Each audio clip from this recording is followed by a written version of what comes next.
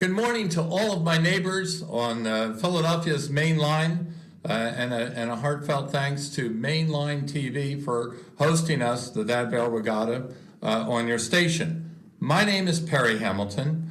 I'm the general manager of the Jefferson Dad Vail Regatta, and with me today to talk about this is Jim Hanna of Devon, and he is the president of the Dad Vail Regatta Organizing Committee. And Jim, could you just take a brief moment to explain to our neighbors what the Dad Vail Regatta Organizing Committee is and what they do? Oh, sure, Perry. Good morning, and thanks for arranging this wonderful opportunity to get the news out. We're getting ready to celebrate the 82nd annual Dad Vail Regatta, the Jefferson Dad Vail Regatta, which is the largest collegiate rowing regatta in North America. And we're lucky to have sponsors like Jefferson Health, Independence Blue Cross, PECO, and Coca-Cola, which helps us stage the regatta in Philadelphia. It's expensive to run a regatta in the city. And this year, an existential question arose. Could we have the regatta? And we want to thank the mayor, Jim Kenney, Fairmount Park, Department of Parks and Recreation, Carson Lavelle, and the Schuylkill Navy, Bonnie Mueller, for making sure that Dad Vail could reopen Philadelphia with respect to this event. Now, this year is a special event. We're asking people, please do not come to the regatta. In order to get approval, we have an application in, we're waiting for our permit. We understand it'll be forthcoming to stage the regatta, but we were given the opportunity to stage the regatta on certain conditions, and that is we observe very, very safe health conditions, which everyone can appreciate. We have one objective, and that is let the kids race. And apropos that, we're saying, please, no spectators. There'll be live streaming, which will be the best around. So everyone can go to dadvail.org or go to an app on your phone and watch every single race. But please, no spectators. We have no vendors coming. We have no one extra, no one aside from the coaches and the rowers. So this is a very, very special year. We have to run a safe regatta, and Philadelphia's entrusting us to perform in that manner. So that's why it's different, but it's very, very exciting. The kids that are ready to race can't wait to get to the river, because this will be the first major regatta. Country-wide regattas have been canceled for the Ivy League, for the large, big programs, but for the fledgling programs and for the struggling, we would say, collegiate events throughout the country, mid-sized schools, we're the regatta for them. Yeah, terrific. What will be, Jim, noticeably different if you were to be on the river's edge during this Dad Vail Regatta? What would you say are some of the very noticeable differences in this era of COVID restrictions? Well, there'll be quite a few differences. First of all, what will be the same is all the crews will be racing on the national race course on the Schuylkill River. The starting line remains the same. The finish line remains the same. As you know, Philadelphia is an epicenter for rowing. We're lucky to have Boathouse Row. Rowing is a jewel in the crown of Philadelphia, as is the Jefferson Dad Vail Regatta. But what will be different is the crews this year will be centered around the East Park Canoe House, which is just about halfway down the race course. And apropos, the regatta, it will be Saturday, May 8th. It will be a one-day regatta rather than a two-day regatta. We're going to make sure all the races are contained within one day, and however early we have to start, however late we have to run the regatta. Entries are still coming in because schools are still finding out they'll be able to make the trip to Philadelphia. They've got clearance. Maybe they've raised the money through a bake sale to be able to afford to come, or maybe by way of a car wash.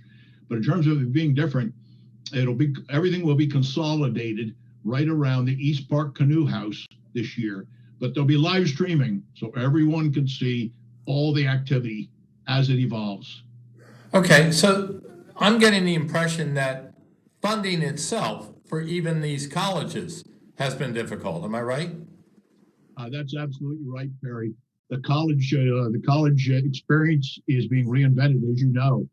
Some schools have just banned it. Other schools have a hybrid system where kids come to school part-time. Some have kids back full-time.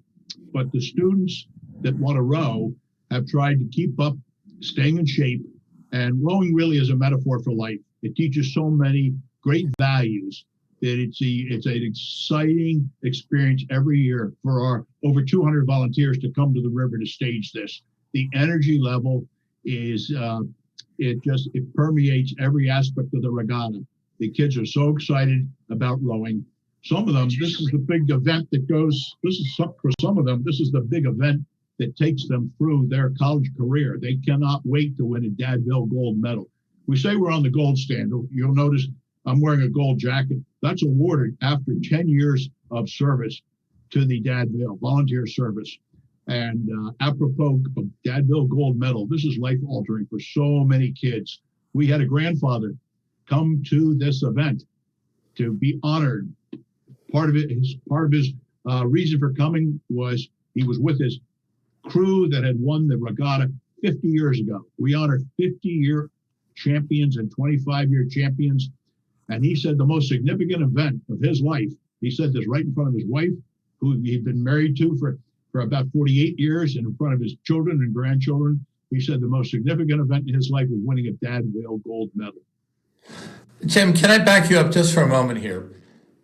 Many of us are aware of the rigorous training and sacrifice made by these collegiate athletes to even be able to compete in a regatta like the Dad Vail. But this year is even different. They have to do more. They have to comply with a very strict health code that involves, I believe, contact tracing. Can you explain that a little bit more for our neighbors? Absolutely, Perry. We're requiring everyone who attends the regatta. We have a chief medical officer who is Mary Ledwith, who's a practical nurse and has her MBA. She is our chief medical officer, and will have very strict enforcement with respect to those participating in the regatta. Of course, they must be COVID-free. They will all execute a release, but all of them are going to be wearing masks throughout the regatta. They'll be maintaining social distancing. There'll be separate wash stations for every single crew that come to the event. And Perry, thanks to you right now as general manager, because you're managing all these details. So I know you can rest. You can sleep and rest once the regatta is over. But right now, it's really crunch time. It is. But so these athletes are going to be tested before coming. They're going to have their temperature taken at the regatta itself just to enter the grounds. They must wear masks at all times. They must social distance at all times. We're not serving food this year. Am I right about that? That's correct. There's no food vendors. There's no vendors. As we said, there's no spectators. So we're doing everything we can to make sure we have a very, very safe regatta. When you see these athletes, our health protocols are subject to change and update to be in compliance with federal, state, and city guidelines. So the different criteria you just mentioned and enumerated, those may change, and to ensure we are in compliance as we get closer to the regatta, Saturday, May 8th, to make sure we are a very, very safe event.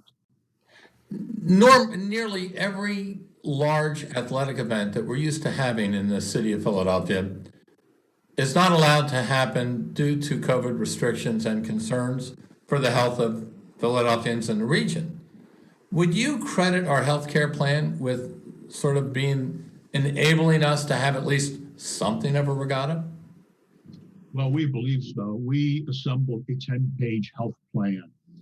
Became the Schuylkill Navy's plan, and Bonnie Mueller took that plan, developed a plan for Schuylkill Navy, and took on the responsibility of speaking on behalf of both the Stotesbury and the Philadelphia Scholastic Rowing Association, the high schools, and said, if we adhere to these standards, can we get on the river to row?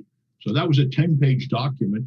It was reviewed by Dr. Joe Murphy, who sits on the board of the Dad Vail Regatta Organizing Committee, a nonprofit that organizes the Jefferson Dad Vail Regatta.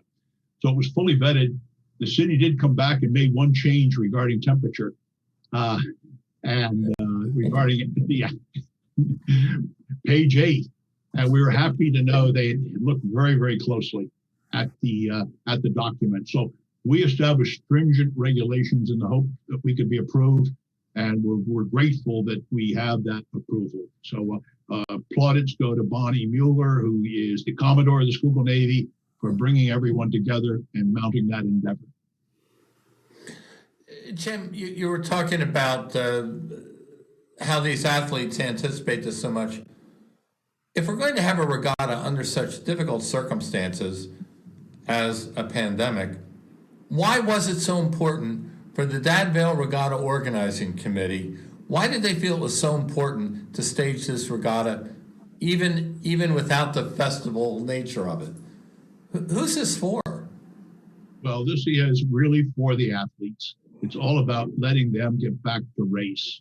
As we said, sports in general. People are energized and rejuvenated by reading about sports and competition. And those involved in the rowing community, it's a group of people that are very, very dedicated to traditional values. One reason we said we could stage this regatta and be safe was rowers are used to following a rules-based organization and society. They'll follow the law. They know there's consequences. If you don't train and follow the rules, you're not going to win the race. You may not be able to enter the race. So we're saying to everyone, make sure you have complied with our health requirements well ahead of arriving at the regatta. We don't want to turn anyone away. So In addition, it's really, really important to these youngsters to have the chance to compete. Last year, we were not able to stage the 82nd annual Dad Vail Regatta. Hence, this year will be the 82nd annual Jefferson Dad Vail Regatta. Right. That's terrific. And so they'll get their gold medals, they'll get their trophies, but no more of the award stands this year. Is that right? That's correct. In terms of celebrations, for example, our 25th and 50th year anniversary cruise, and honoring the crews that win gold medals this year, that will all be postponed till 2023, when we expect to have the enormous celebration and event. We'll be honoring 3 years of 25th and 50th year anniversary cruise next year.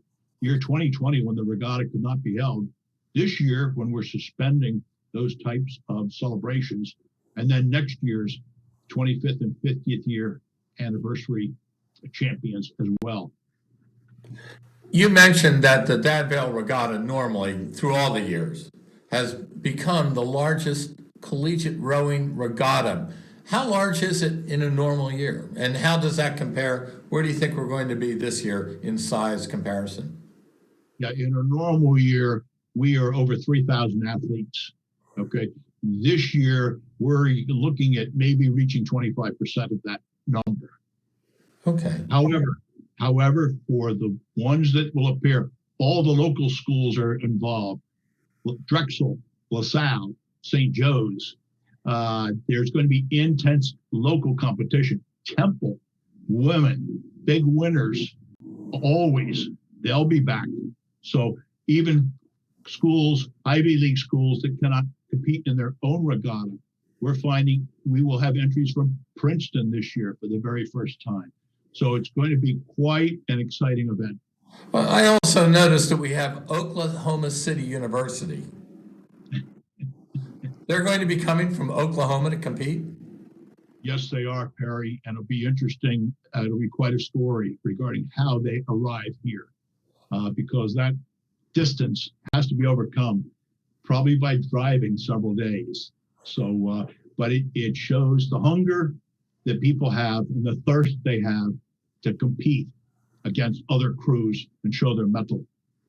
True crew maniacs. I do want to divert you to another topic, though, that I think is more important but not talked about as much, because the rowing gets all the glamour and glory, or most of it.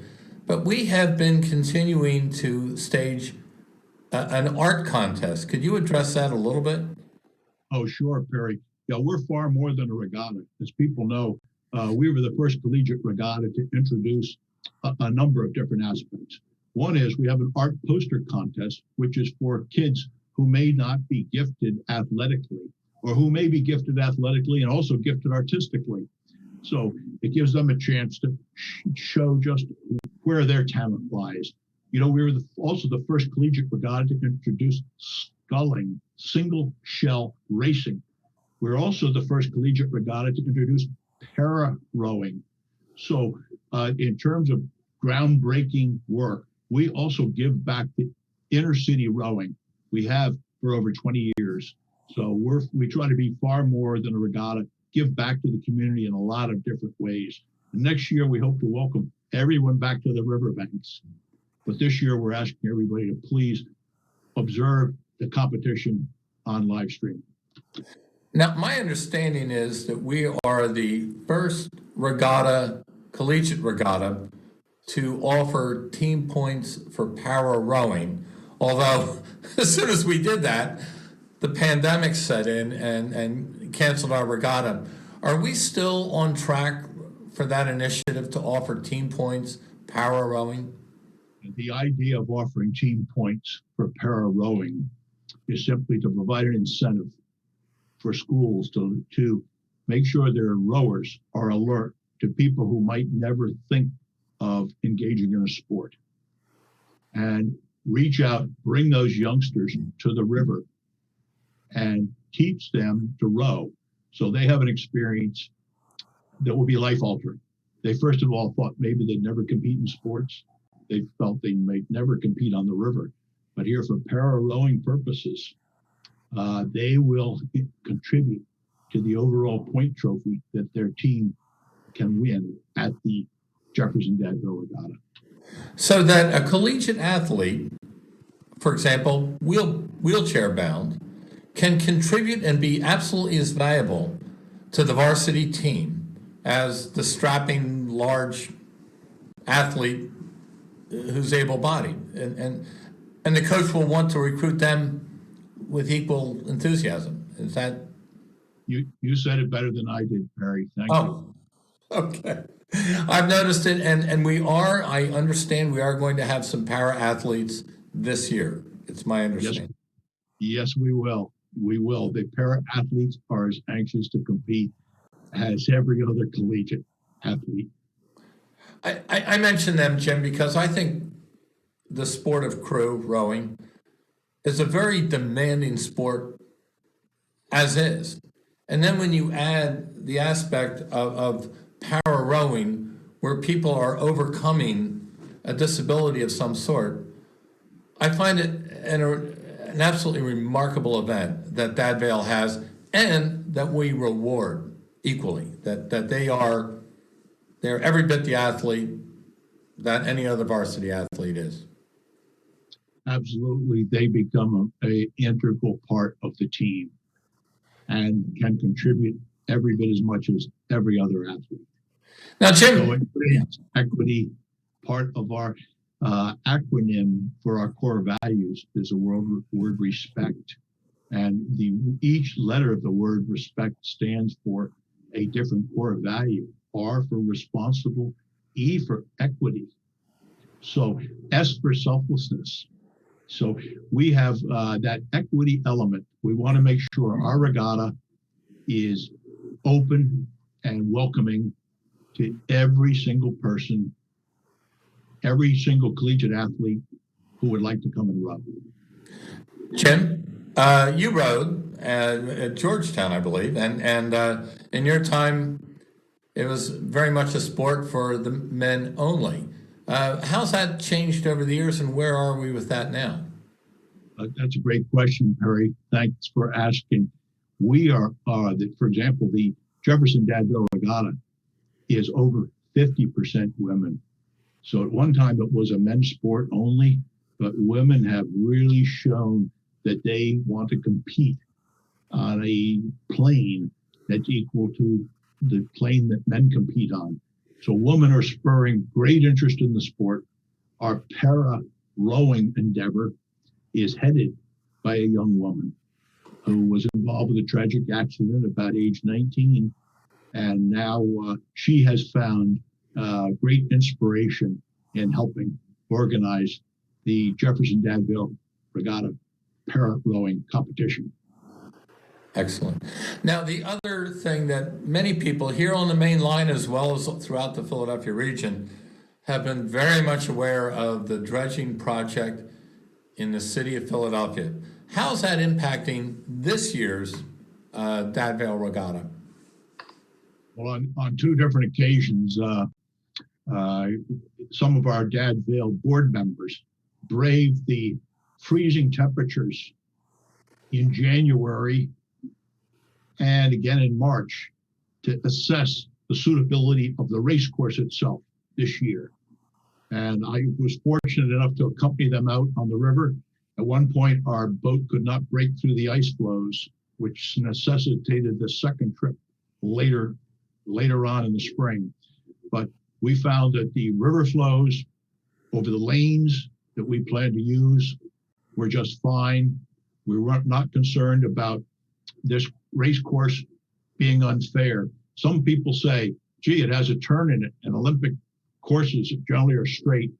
Well, every coxswain who steers the boat knows he needs to, or she needs to learn the race course. Every race course has peculiarities.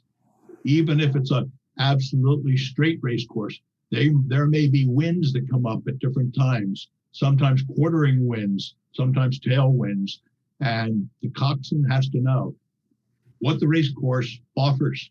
And at the last minute, many regattas offer the crews that have done well in the heats the choice of choosing their particular racing lane. So we know that it's important that every crew exert their best effort at all times, whether it's for the final race or whether it's a progression race during which some crews will be eliminated. But rather than coming in only second in a progression race and making the final, you probably want a row to be first in the progression race to make sure you can choose your lane.